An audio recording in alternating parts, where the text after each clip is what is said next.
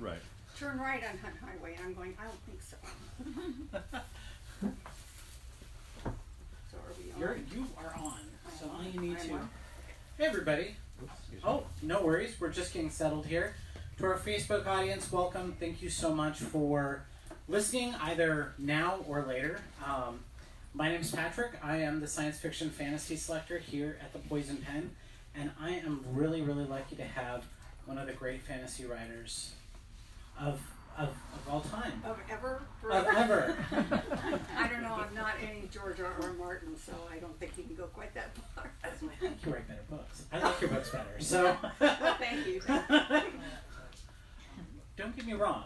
The Tales of Fire and Ice are great. They're just not my cup of tea. I actually started reading you when I was about 16. Oh, thank you for telling me that. So, Patricia, who used to work here at the store, actually gave me your books, and I think she was familiar because your mom, back in the day, Poison Pen has a really long history with the Roberson family, and your mom was one of our first customers. Oh, was she one of the first? I didn't know she was one of the first. But I know, was coming here forever and ever and ever. We lost her about 20 years ago, but she practically lived out here, so she probably drove everybody nuts. Barbara remembers your mom really very, very fondly, so it's great. I mean, and it's funny because it seems like Arizona, for whatever reason, seems to attract writers. It seems to keep writers.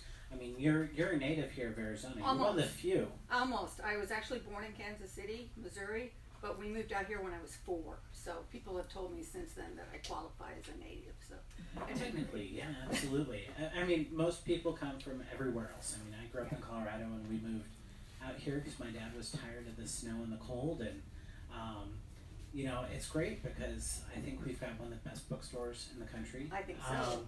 And we get to talk with the best writers, so this is really a lot of fun. And when I let my my publicist know and my editor and agent that I was coming in to do this signing and talk, they were very happy about that because they're very impressed with the bookstore and everything. So you're definitely on everybody's radar. We're lucky. We've got the best customers too. Yeah. So people who listen all across the country. We ship all over, by the way. And Jennifer is semi-local, so it isn't unheard of to you know, get books signed, personalized, mailed out, whatever you'd like, especially for the holidays.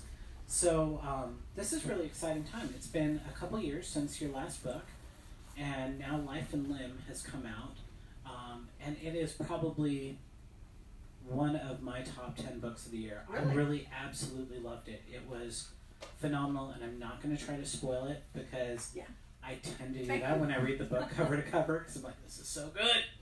And then I spoil the plot, and so I'm going to try to keep my mouth shut about certain things. But this was really a fun fantasy. Can you tell us, and also urban, this is your first foray into urban fantasy. Can you tell me a little bit about what sort of inspired you to move into this sort of new direction? Well, I had been doing more or less traditional fantasy for years, and but I had always enjoyed urban fantasy. And I'm one of those people that I always feel like I'm incapable of doing something new and something different, and it scares me. But I enjoyed urban fantasy so much, particularly filmed urban fantasy. I love the TV shows and movies and things like that, as well as the books. And so consequently, I thought I would challenge myself, and I kind of got the itch to try urban fantasy and see how it would go. I had no clue how it would feel once I started with it and got into it, but it kind of took off for me, and I had a really good time writing it. So I'm going to write a whole series, keep my boys going. You've really set yourself up for a really fantastic series, and you've left us at a good point at the end of the book, which we're not going to discuss at all because I'm not going to spoil it. But what's exciting about it is the fact that you really bring in the American Southwest foremost. You're bringing in a lot of great mythology behind it, and some really fun characters. I really like Gabe, who's just the quintessential, best way to describe it is biker badass. I mean, he really is a really strong and fun character to read and really sings off the page. So, so you liked the shows. What was sort of your inspiration for this story? What was that little, nugget that got this going? I love personally, I love mythology and history and the legends from different cultures. I almost switched to anthropology, cultural anthropology, and made it my major instead of journalism, except that there was a math element. You had to do statistics. Math and that's a foreign language for me. I said, no, not going to do that. So I stuck with the words in journalism.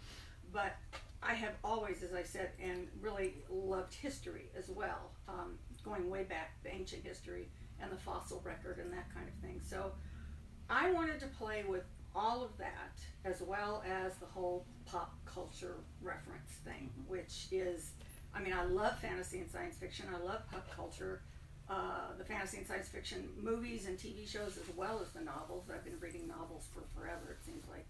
And so I call it the kitchen sink series, because it's everything and the kitchen sink. So that it's no holds barred, as we continue with the cliches. And I really don't know everything that I'm going to put in it, because everything is fair game, and I'm just going to throw as many things in it as I can. You're going to have a lot of Southwestern culture.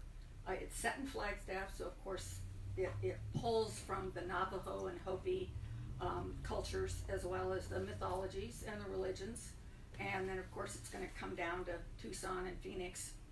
I'm going to set one and do the legend of the Lost Dutchman mine, or the Lost Dutchman's mind could work too.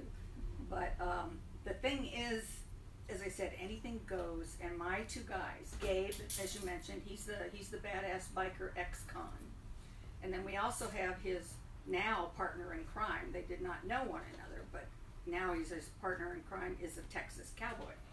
So you've got biker and cowboy. One's a Rhodes Scholar. The other one has his master's in folklore.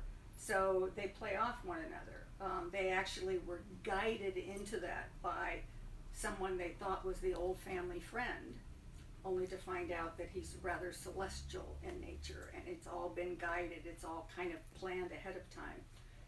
And they're pulled out of this and thrown together and told, go thou and save the world. It's so much fun, and it just seems like you had a blast writing this. I mean, just the joy sort of sings off the page. Was it really that fun for you? I had a blast. Initially, I was going to do a male and female pairing, because that brings a whole different level of byplay, and you can have that, underlying sexual tension if you want to. But I had done a male-female pairing in the Sword Dancer series, and I was afraid that I'd wind up ripping myself off in a way that he would wind up, because Gabe is the narrator, it's a first-person narrator, and I was concerned that he would come off and sound a lot like Tiger, who's the narrator in the Sword Dancer series. So I wound up flipping it and going with two guys. But I love buddy movies and buddy TV shows where you get the two guys thrown together and they bicker and they go off and they have all these adventures. So it was a lot of fun for me. And because of my background with rodeos and knowing cowboys, I have been through and to Texas numerous times, and Texas is a foreign country rather than a state. And so I have Remy bringing all of that in, and so the two of them play off one another. And I enjoyed it because they are so different, but also, as I said before, it pulls on my background as well, because I like the folklore and the mythology. And Remy, his doctorate is in comparative religion. So you have two guys who are very, very well educated and very articulate about their particular interests, who are being put together because of their strengths. And as I said, go thou and save the world, but they're not finding it very easy to do those sorts of things, because even though they were raised, it came in around the edges.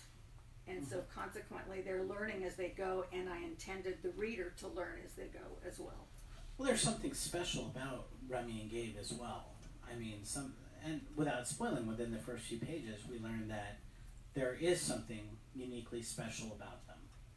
Yeah, they have, they're basically, and I'm not giving anything away here because it is explained very early on, they basically are born of heaven's essence. They are not angels, but they were born of heaven's essence. And so for all those years, it's lain dormant in them. And then they turn 28, They basically were both born little sparks, very, very close together. One is the alpha, Gabe is the alpha, and he's telling the story, and Remy is the beta. But by that, it's not one is lesser than the other. It's that one does not have quite the gifts that the first one has. With being firstborn comes an added responsibility. It's primogeniture. It's the stewardship of the older to the younger and that kind of thing. So consequently, you've got Gabe is the alpha, but he's learning his way, so he can't really assume the role that he's meant to assume quite yet. And then Remy, who is the beta, so-called, but he is very smart and talented in his own way. And each of them has particular gifts in addition to the education. Gabe, for instance, can sense where the places where demons are. Remy, on the other hand, can sense whether an individual is a demon, because the demons inhabit the things that go bump in the night. The demons pull legends. For instance, I could have Frankenstein at some point in time, because what happens is the demons step in and they make them real. So even though in our world, werewolves aren't real, vampires aren't real, that kind of thing, the demons can make them real. And so Gabe and Remy are dealing with everything that comes out of folklore and legends and even fiction, as I said with Frankenstein. So these poor guys are learning as they go, but Gabe is gifted with guns and Remy is gifted with knives. So all along from birth, and they were raised as perfectly human infants all the way up to their 28th birthday. So they are coming in with strengths that they don't know they have, and a collaboration of gifts and strengths that they are learning about as they continue on through the series. So with Gabe and Remy and that creation, that spark, when you were writing them, did they tell you right away, or did you know right away what their gifts were going to be, or did it sort of come out within the writing itself, what it was going to be? I knew what their gifts were going to be. I'm an organic writer. I do not do heavy-duty outlining. I will do a rough outline because I want to make sure I have some idea and feed my subconscious as far as the direction that I'm going to go. But I allow myself the freedom to change things as I go. And I have had in the past secondary characters who've stepped in and said, no, I'm going to take over this book now. So sometimes you got to kind of squash them back into shape a little bit, and then you give them their own book later on. So on one hand, I had to know a little bit of where I was going, but I did not come up with the ending until I was partway through the book. And as you know, having read the novel, the ending is rather special and unique, I hope. And but again, I was organic enough to let it come up as I was writing it. But so I knew that Gabe was going to have the gift with the guns and the gab, and that Remy's gift was knifed or edged weapons and that kind of thing. And he's the laid-back, laconic cowboy, which I kind of liked with the blades. It was sort of an interesting sort of dichotomy. You wouldn't expect that. You maybe expect a little bit of the more laid-back gunner, not the laid-back swordsman. Yeah. And well, the way I don't know if I can remember exactly how I described it, but for another interview, I described, Gabe is black leather and snark, and Remy, on the other hand, is in it was boots and black leather for Gabe, and boots and blue denim for Remy to pull on, again, pulling on both sides. Also, my background, although I don't have any background with motorcycles other than riding on a few, but that's when I call on like Simon Hawke, who's a writer also, and he's an expert about motorcycles. He's been biking for years, so consequently I have to go and do my homework that way. Nice. So you have some writer friends that you were able to sort of lean on, and yes. And so who did you use for? Or can you say who some of your sources were for research for this book? Well, a lot of research was done. I have a fairly decent first layer of knowledge about myths and legends and the different cultures. I was very heavily involved in anthropology, so I have a working knowledge of a lot of this, but I did have to go in and do, because I wanted to pull, there are biblical elements, so I had to go in and make sure that I was pulling the elements out correctly, but because it is not Christian oriented, It's going to be religions, full pantheons from all kinds of different religions. But I'm not that conversant with all kinds of different religions. So I have to go in online and do some research and pull books out and really do my stuff to try and make it realistic. And also to find out what's cool about it, so that, oh, I didn't know about that. That's great. I got to stick that in there. So, in terms of that, it sounds like you did a lot of biblical study, which can be a bit of a challenge and a bit of a fine line in terms of what you present and how you present it. So, what were some of the more interesting little tidbits that you ended up maybe pulling in that you can give us that won't spoil too much? Well, it's in the early days right now. So they are looking at prospective adventures as opposed to knowing exactly what they're doing. For instance, Remy can pull out, when they're having conversations, Remy, who's got this background in comparative religions, can pull out knowledge and experience that he has to offset when Gabe is saying, well, I don't know about this, I don't understand what we can do about this, and then Remy, having that background, can go in there. But it's not, it's the hierarchy, the angelic hierarchy is based more or less on what we are familiar with, but it is for the familiarity as opposed to making everything up. Right. Because I feel that if you're dealing in the real world, which I am doing with an urban fantasy, the whole idea is to set up things as we actually know them, so that when you bring something bizarre in, there's more of an impact. Exactly, and I mean that world building, it's so much different too from your pure fantasy that you've done as well, or your epic fantasy series that you're doing, because you are dealing with a little bit more of our world versus the worlds that you've created. With the other fantasy series that I've done, Chesuli and the Sword Dancer and Caravans, I'm God. I can make it go any way that I want to. There do have to be rules within fantasy, but you make up your own rules. Whereas here with an urban fantasy, I'm throwing the kitchen sink in there, but we still live by our rules of contemporary lifestyles. And so consequently, it's fun because I don't have to invent everything from the ground up, but it's also a challenge because I have to try and stay true to our world.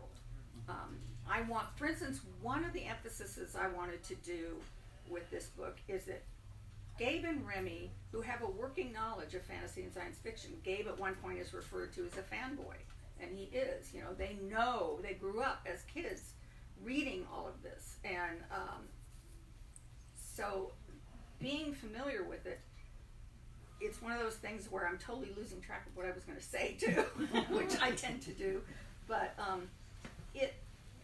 I don't know. You're going to have to ask me again because I've totally lost track. Sorry, guys, whoever is listening to this. No problem. So basically, I mean, one of the things I really love about urban fantasy is it brings in. You have to base yourself off of kind of our world's physics, our world's kind of sense of logic and understanding.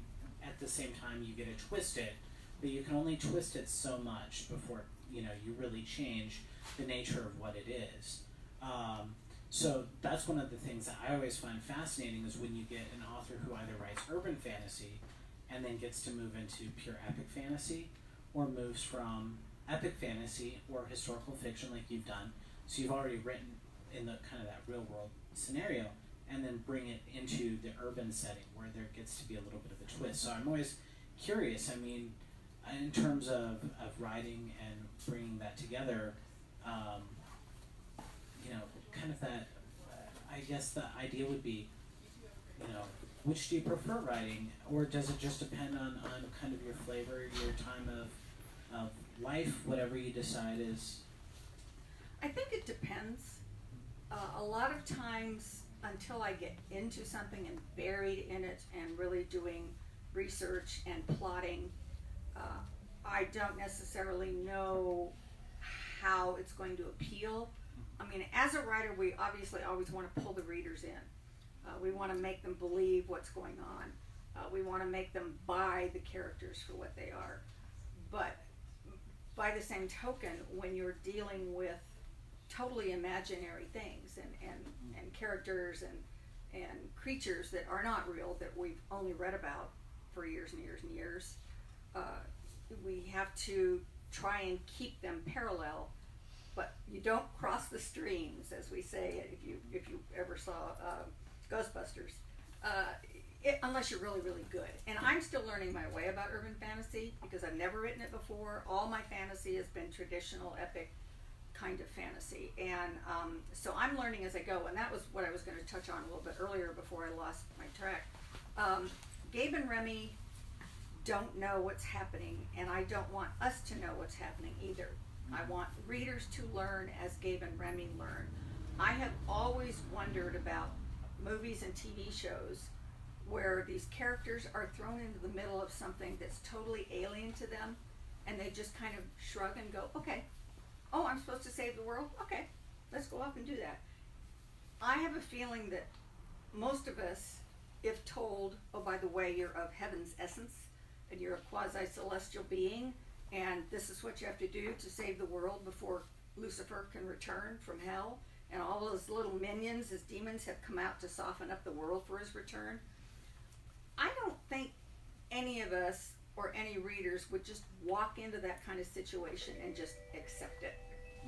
So consequently, I wanted the readers to take their time to find out what the impact is on them and also on Gabe and Remy themselves.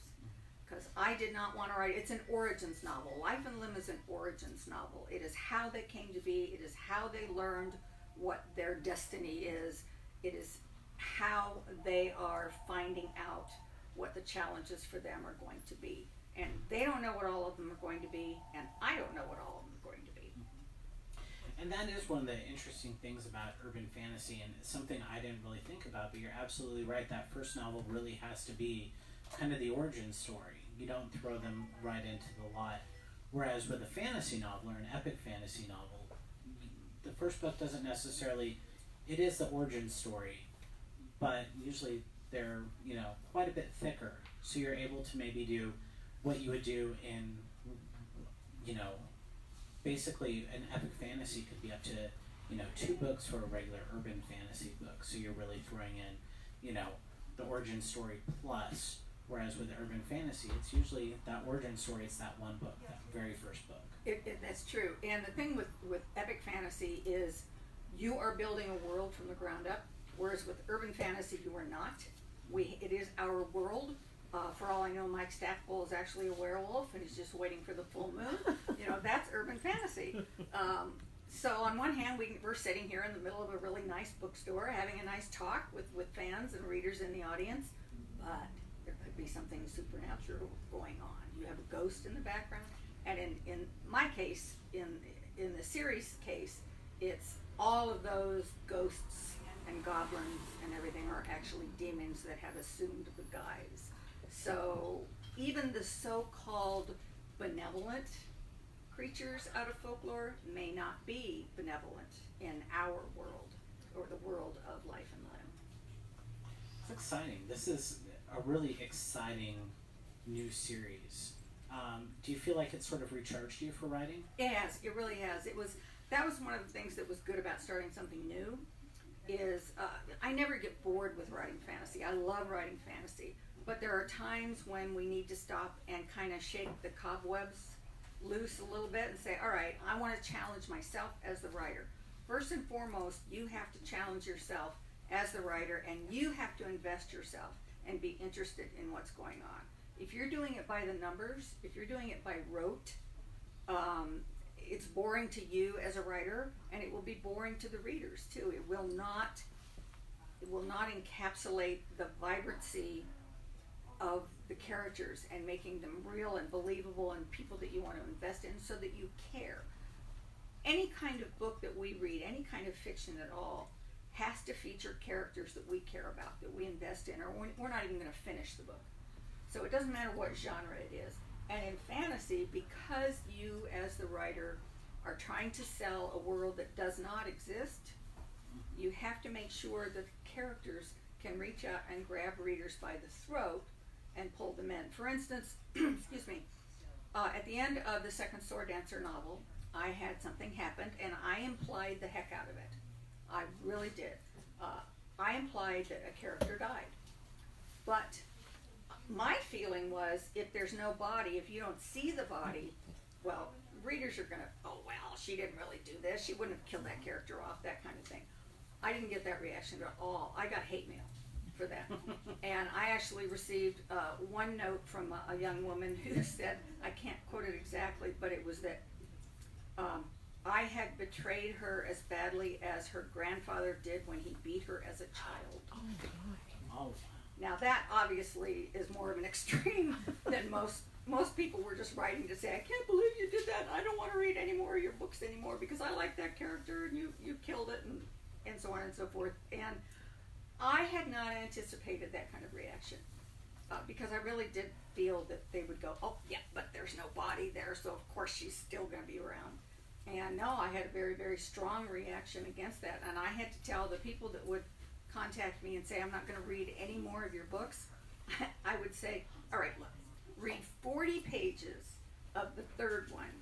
And if you still can't read it from then on, okay, I'll buy the book back from you. So, but then they would read the 40 pages and realize that they were okay.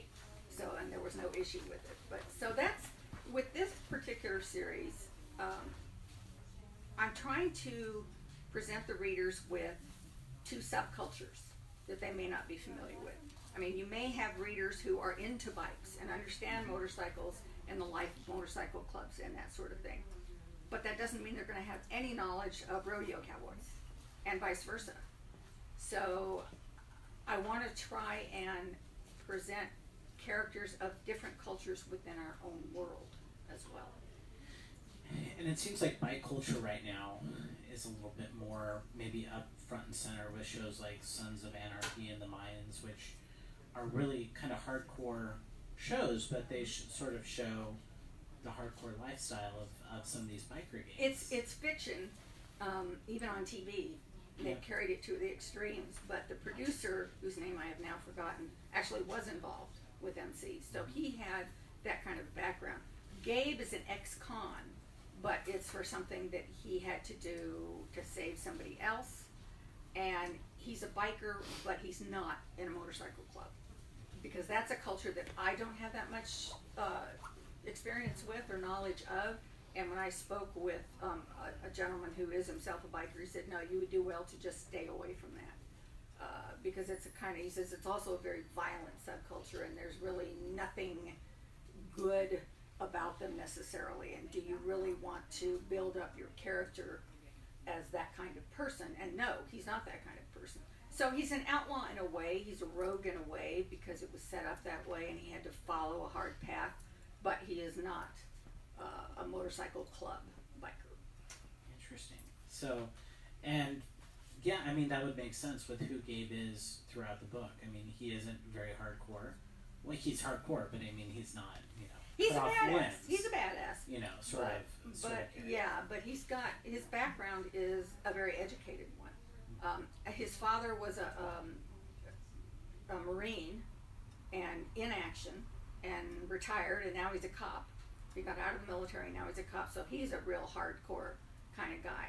And Remy, on the other hand, grew up on a ranch in Texas, so there's that southwestern, west, and to some extent southern overtones coming from there. So Gabe is actually from Oregon, he's from the Pacific Northwest, and then as I said, Remy is from Texas. So never the twain shall meet, except that the twain have to meet in order to save the world.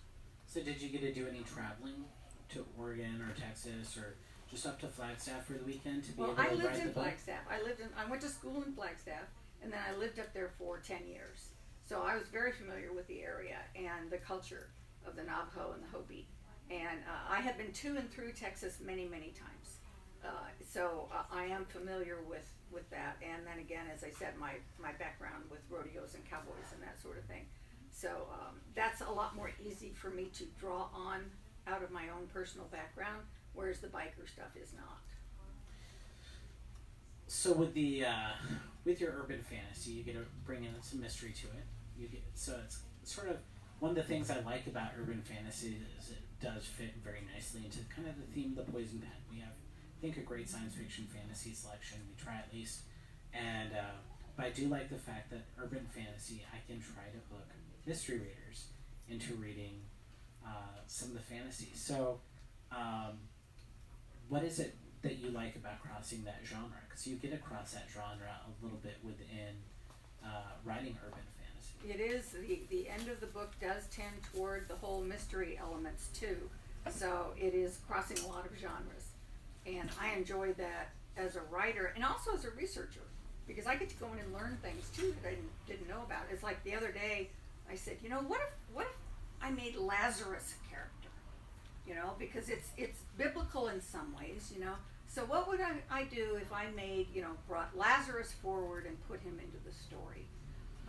And it's like, ooh, so I had to go do some research. I mean, we're all familiar with the basic story of Lazarus being raised from the dead. But what about his background? What was his family like? You know, what happened to him after he was raised from the dead? So those are the kinds of questions that you ask yourself as an author. What if, what next? What would happen if I did X?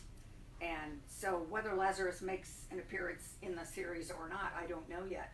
But that's what triggers my need to do research too.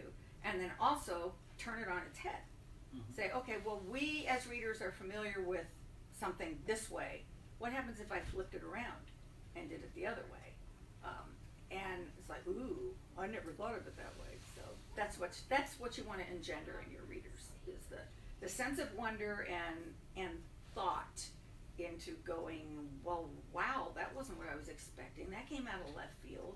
Because I think that's good. That keeps the book and the story and the characters exciting. It does, and I'm really excited for book 2, which is, I'm curious now, because obviously, I mean, we've just gotten book 1, but I'm sure book 2 is either midway or almost done. It is underway. It is not almost done. It is underway, and it picks up literally exactly where the first one left off. So there may be some people who finish the first one and then say, well, I don't think I want to read the second one until I can reread this one all over again, because it does end and then start immediately thereafter. It's practically within the same sentence that the second one picks up. But it is underway, and it has been scheduled for March of 2021, because the paperback for Life and Limb will come out in October of 2020. And so the hardcover of the second one, which is Sinners and Saints, will be coming out in March in hardcover. And they are also available in as ebooks and Audible. The first one is out on Audible now. Oh, that's fantastic. I actually have, I hate to do this because they're somewhat the enemy, Amazon, but I love my Audible subscription, and I love sitting back and listening to books. That's about how I do it, at about 50-50 nowadays. And there really are some great readers out there for so many books. I mean, it just seems like they get better and better as time goes on. So I'm curious what your reader is going to be like. I'd be interested to hear their voice. I have not heard him yet. I was contacted by him, and because he wanted to know how to pronounce some of the words, and that's something that I had not thought about as a writer, even though I was aware that, you know, audiobooks, that they're being narrated and read by somebody, but I had not thought that it was one thing to pull ancient Aramaic, which I'm using in the book, and ancient Greek, Koine Greek. I don't know how to pronounce it. So he contacted me and said, how do you pronounce this? It's like, I got no clue. I just wrote it, it's on the page. And the reader sees it, of course, in italics, so that even though they may not know exactly what the words mean as they read it, somebody is going to, you know, tell them what it means. But I hadn't thought about that every time I make up a language, or I rely on an ancient language that was real. I mean, the Bible was made up of multiple different languages. There are lots of versions, and certainly we know the King James Version and all these other different versions, and everything is a little bit different. So if you go in and you pull out the original texts, or what is, you know, what we believe are the original texts in the original language, all the language that are used in the Bible are dead. They're dead languages, and it's very difficult to necessarily find out how exactly did they pronounce this particular word in Aramaic or ancient Hebrew. And I don't know. So I guess I'm going to have to find out so that the narrator can come to me and say, how do you pronounce this? And I can say, oh, well, here. I can pronounce 2 words in Greek. No, 3 words in Greek. But it's not ancient Greek, so I guess it doesn't count. Well, and living where you live now, and maybe where you'll be living in the future, who knows? I mean, you've got access to 2 great universities. So the nice thing is that you can always lean on those scholars and those students. You know, very much so, and that is going to be what I will be doing down the road with the first novel, because it is a new genre for me, and trying to learn my way around 2 new characters also, because I have been writing the Chasuli series since 1982. Well, actually, before that, I started writing. It was accepted. The first novel was accepted in '82, but I was what you call a 15-year overnight success, in that I wrote and marketed books, tried to sent them out, and tried to get published for 15 years before Daw bought Shape Changers. And so consequently, when you have been writing in one specific genre or subgenre for that many years, it's a challenge to switch over to something new. But the thing about it is, it's very exciting, very, very exciting. What was the process like of selling this book? Did you have any problem at all, or was it?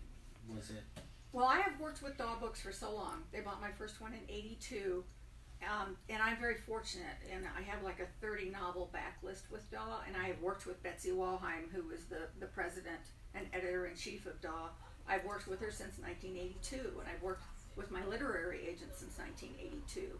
So consequently, I have reached a point where all I really have to do is write a brief synopsis and say, this is what I'd like to do, and then if she has any questions, I'll fill her in as we go. But I don't really have to write sample chapters or half of a manuscript for Daw. Now, if I were to go to like my historical novels, I wrote the first Robin Hood book, Lady of the Forest. I wrote that entire novel, and then we marketed it. We did not attempt to get a deal based on a partial outline, because they didn't know me from Adam. I was a fantasy author. I was not a historical author. So you're starting over each time you move into a different main genre, like historical or mystery or children's, something like that. It doesn't matter if you've got 40, 50 books behind you. It's a new genre, and they don't know you. They're not familiar with your work, and so they want to see your work before they'll determine whether they're going to acquire the novel or not. So did you get a lot of notes back, or was this for you a pretty seamless transition? Did you have to make many changes to the first draft? I did not have to make many changes. One of the things, and I don't know, it's different from every writer, but I've been fortunate in that working with Betsy, we're on the same wavelength. I write my book for me, first and foremost, for me, but I am aware that there are readers, and I'm aware that my editor is going to have questions, and my editor is going to say, what about if you do it this way? Or I don't really understand that. Can you explain this more? Are you sure that that really belongs where you put it? Those kinds of things. We are so much on the same page, literally, that I just generally don't have to do very many revisions. I did in the early days with the Chasuli novels. I had to do some major rework on one of them. I did have to make changes with this one, but not as many as I might have been expecting. But it's like an old marriage, that's been going on for so long, and you're happy together, and it works, and you have a history, and you don't need to sit down and do it bit by bit. You're probably able to self-correct then, I take it. Yes. Pretty easily where you go that's through. That's exactly what I would call it, is I self-correct. I always trust my gut. If I feel very strongly that, okay, well, she may object to this a little bit, but I really think it needs to be here, and then I'll wait and see what she says. And one of the things that happened with this one is I would be reading her comments in the margins as I was going back through the manuscript, and she would say, well, what about X, Y, and Z? And I am thinking to myself, well, it's explained in about 4 paragraphs, just hang on. And then I'd get down there and she'd go, never mind. So those sorts of things were like, kind of fun because I knew what was happening, and of course she didn't as she was reading it. I mean, I knew how it ended, but she didn't until she got there. So it was really interesting. I don't want to spoil the ending. You'll know what I'm referring to. There is a particular line that is a very famous quote that actually has been misquoted. And if you were to ask almost everybody, they would give you the misquote of this particular line. And both the copy editor and my editor changed that word. And I had to go back in and say, nope, you got it wrong. And they're going, no, this is how it's always been. And I said, nope, here is the original letter, which is the letter from which I drew that particular famous line. We put it in the book. Because in my author's note, I actually addressed that. So we put a copy of that letter in the book so readers could actually read for themselves and see that, oh, I've been misquoting that for my whole entire life. So had I until I read the letter. So this is really exciting. I'm really excited about this series. I can't wait to see what's going to come from Gabe and Remy.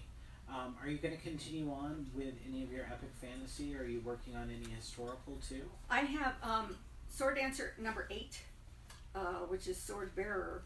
I think it's Sword Bearer, or maybe I've forgotten. It's been a while since I wrote that series.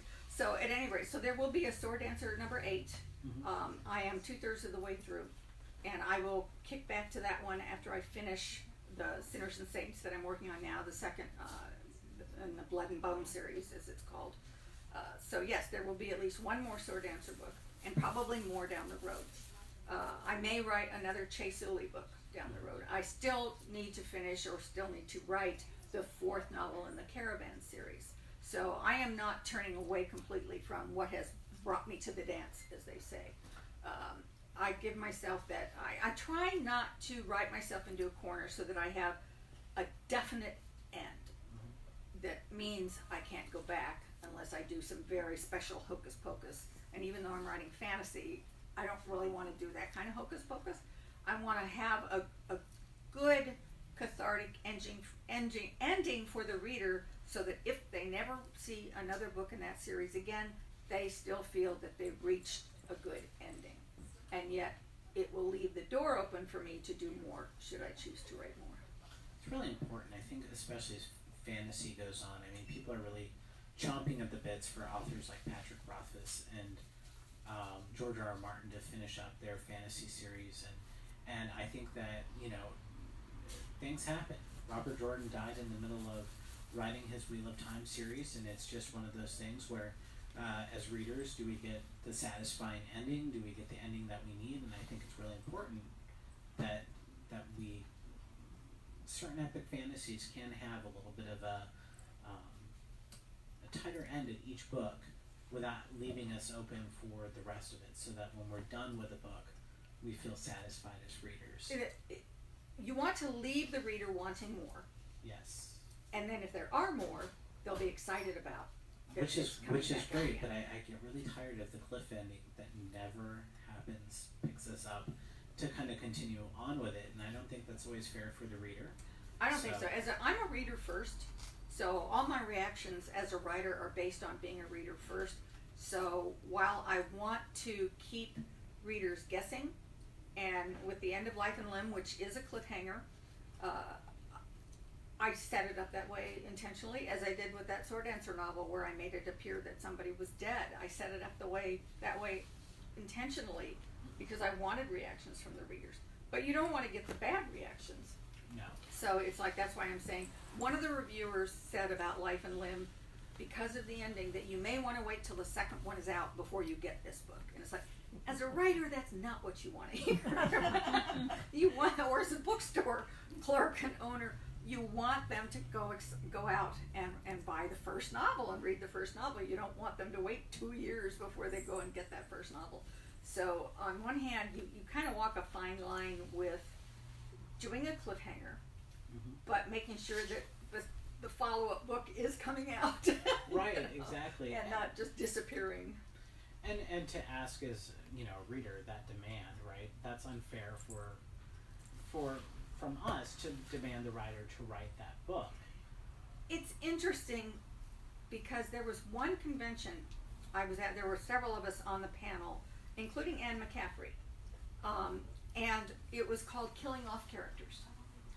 And all of us on the panel, Melanie Ron, me, Anne McCaffrey, and I'm sorry I have forgotten the other two individuals, it's been quite a while ago, but we were standing room only, because it was Anne McCaffrey for one thing, but it was also the kind of panel that you hadn't really talked about before, you hadn't really seen before, at least where we were, is, yeah, why do you kill off characters? You know, this was my favorite character, you killed him off, you know, why do you do that? And so it was a very lively panel, and everybody in the room was familiar with at least like 2 or 3 of us on the panel, even if they weren't familiar with all of us as authors. But we as authors were all kind of kicking off the same thing, which was, when do you kill a character? Why do you kill a character? Does it serve the story?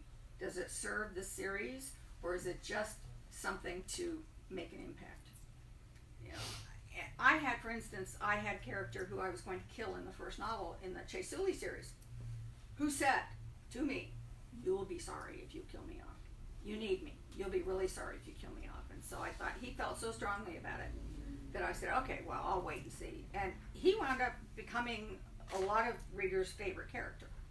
So it's one of those where you have to listen to your gut. But what I was saying about this panel was, one gentleman sitting in the audience was very vehement about this. He said, the author has a contract with the reader not to do those things. And we all said, nah. Nuh-uh. We could do whatever we damn well please, but you gotta have a reason for it, I think. Mm-hmm. You have to use it correctly.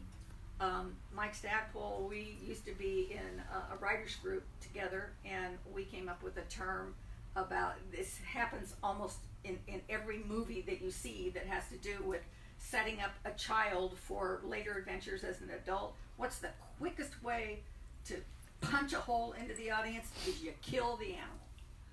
And we called it puppy crushing, because it was like, the poor little girl, boom, her favorite dog is killed. Everybody in the audience cries. Everybody reading the book cries. And it's like, Hollywood, that was their shorthand for emotions. Kill the dog, you know, kill the cat.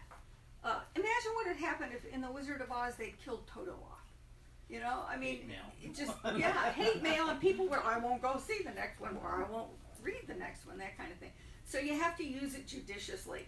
With the Chasuli series, because it is a dynastic series, and they don't live forever, they live normal lifespans unless they're killed off, I had to have people die. Yeah. So even if they were favorite characters of readers, this is a normal dynastic series where, you know, somebody dies and somebody else becomes king, and so on and so forth. With Blood and Bone, it's all happening in the here and now, so that's a different story. I'm not going to kill off Gabe or Remy. They're too important to the series. Or dog.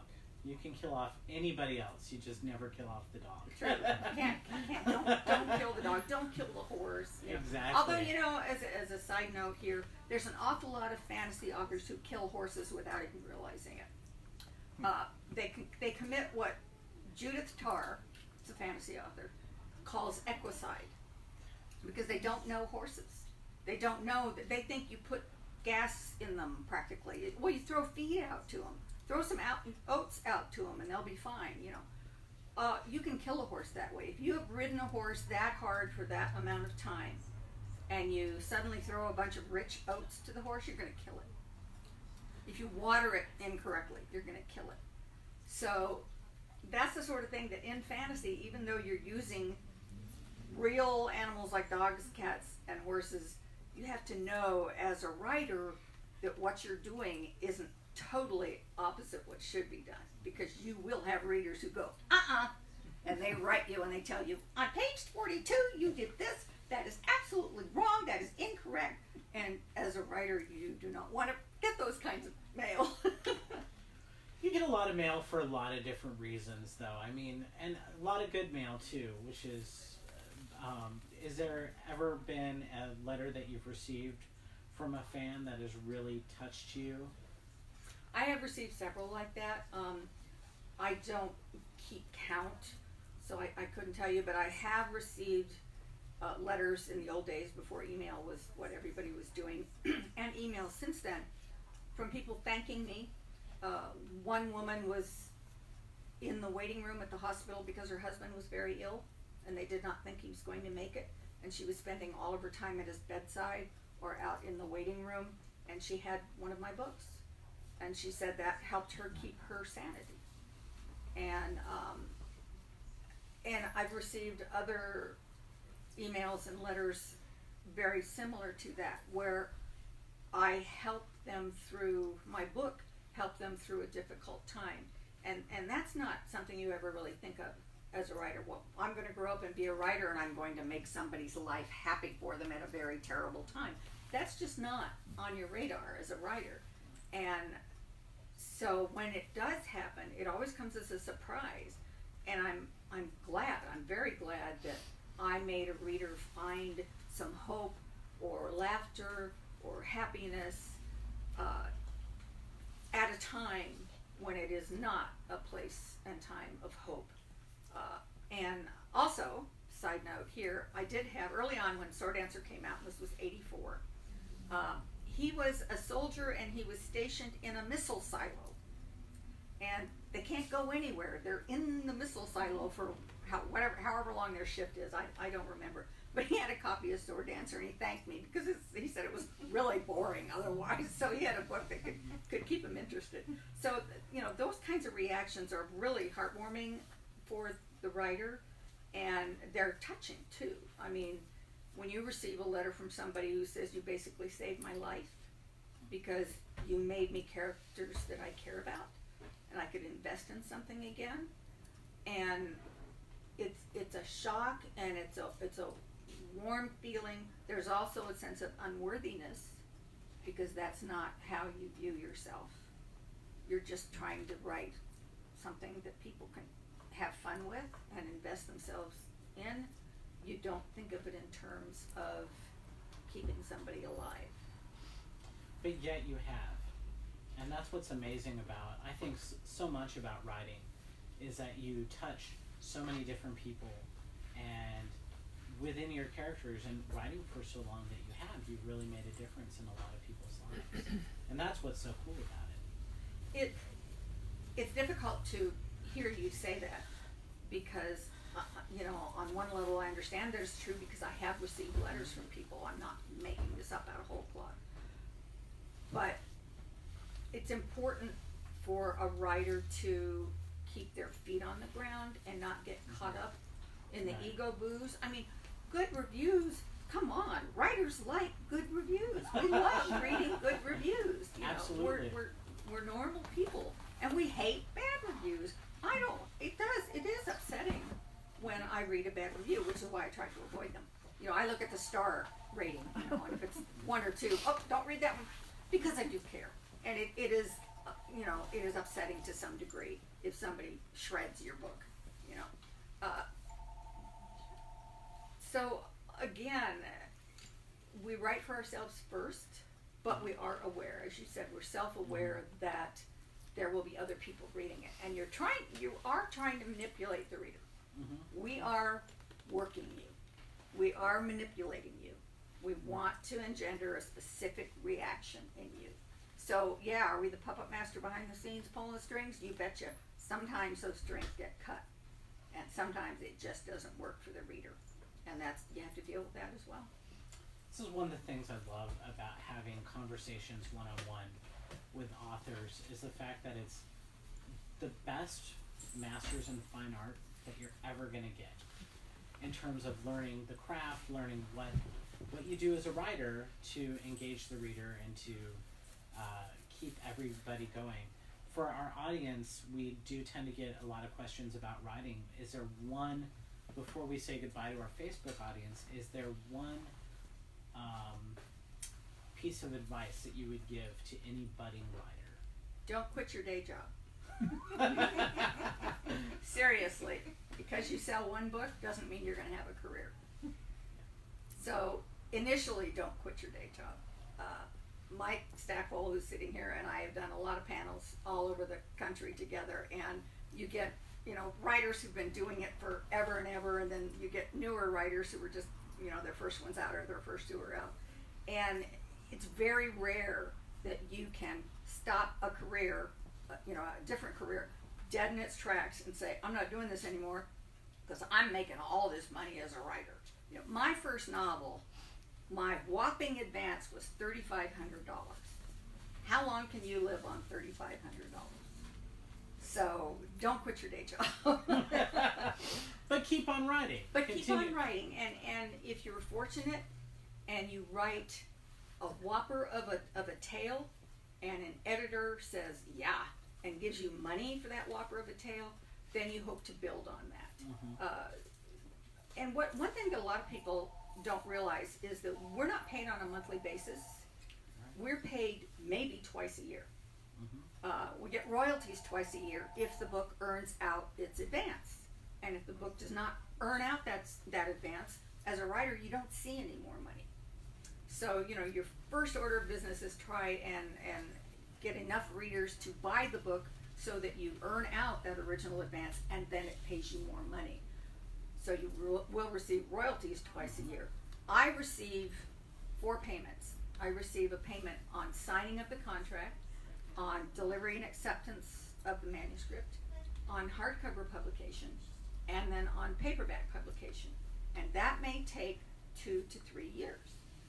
So while you may receive a nice, big, juicy advance, you have to split that into segments over the 2 to 3 to 4 years, because we as authors have no control over the scheduling of these books. That's entirely up to the publisher, the editor and the publisher. So if they decide to sit on it because they have all these other books that they need to publish before they publish yours, you're not getting paid at that time. So consequently, don't quit your day job when you're first getting started. Exactly. We've had a few authors who have gotten that big juicy advance and that maybe a bidding war. And unfortunately, after that first book or second book is always the toughest for book sales. It's sort of an S curve where you do really well on your first one and then you tank on the second one, and then you do a little bit better on your third, and then if you're lucky you start going up again.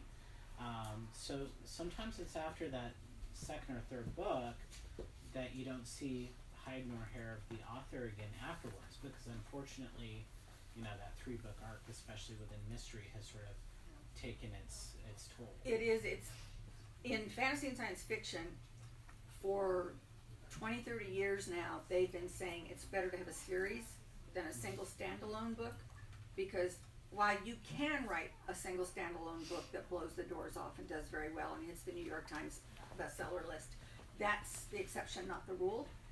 So if you write a series, you can build. You're right that the second book will drop off, and then you hope to recover by the third one. But as you start to build an audience that follows you from book to book to book, not only will your income increase, but bookstores will order more copies in, because it's the numbers. The numbers are what the books sell. And hardcover sells one way, ebook sells a different way, Audible sells a different way, and then you've got your paperbacks, where it's trade paperback, which is the oversized paperbacks, or the regular mass market paperbacks, where you got kind of a mix here. So you're trying to build and kind of do a snowball. For instance, with this series, which does not have a finite number of volumes in it, it's going to go till I don't want it to go anymore. I have to. I will get, I just received the payment for on publication. Came out November 5th. I received a payment for that. I will not receive another payment for this until I deliver number 2. And then when the first one comes out in paperback, I will receive another payment. So within a couple of years, I will have a rolling income of 3 to 4 times a year. I will get a check for delivery, publication, so on and so forth. And that's when you start to see your living reach the point where you can quit your day job. Exactly. But you've got to continue and keep that momentum, and that's why we see authors on book 26, book 27 of the series, because they're continuing that, or they're continuing on. Kevin Hearn's a great example where, he did his urban fantasy series, and in the midway he started working on an epic fantasy, and now he's kind of going back and forth between all three. And it sounds like you're doing the same thing, which is really. It is. It's good for me to do something different, as I mentioned before, and switch back and forth. I can't write two different novels at the same time.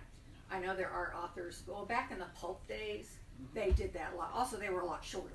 Right. A lot shorter. They were paperback and like 50,000 words or something. Whereas you look at your fantasy epics and they're like 500,000 words.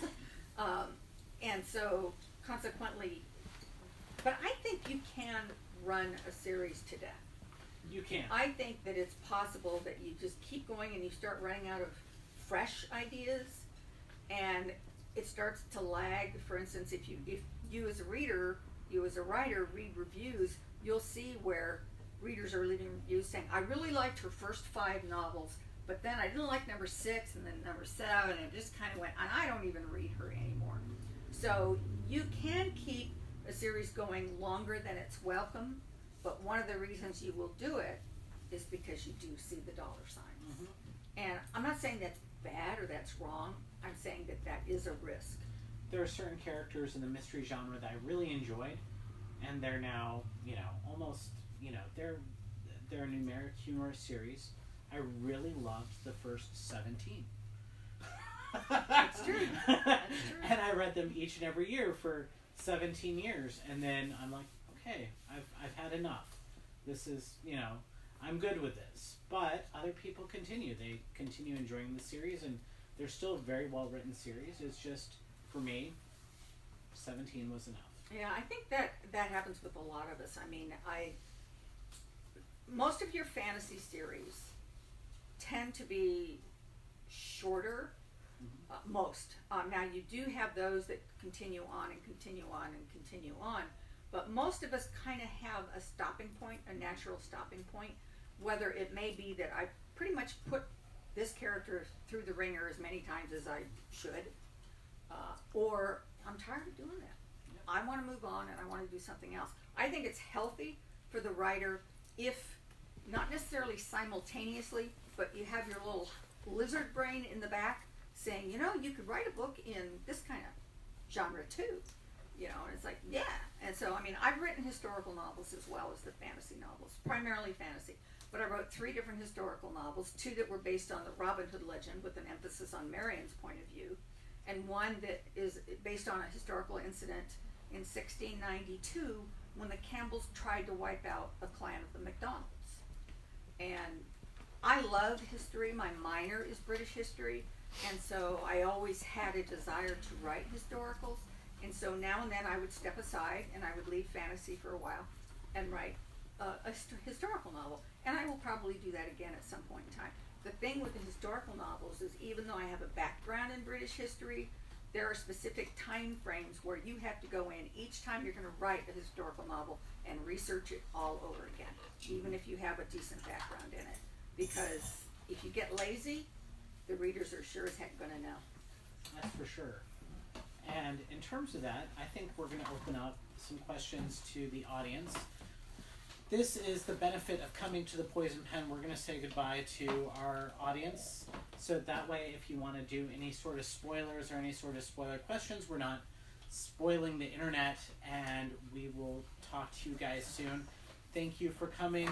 Our next fantasy event is going to be in the early new year. So everybody, let's give Jennifer Roberson a big... I'm going to turn this off. Just to say finish.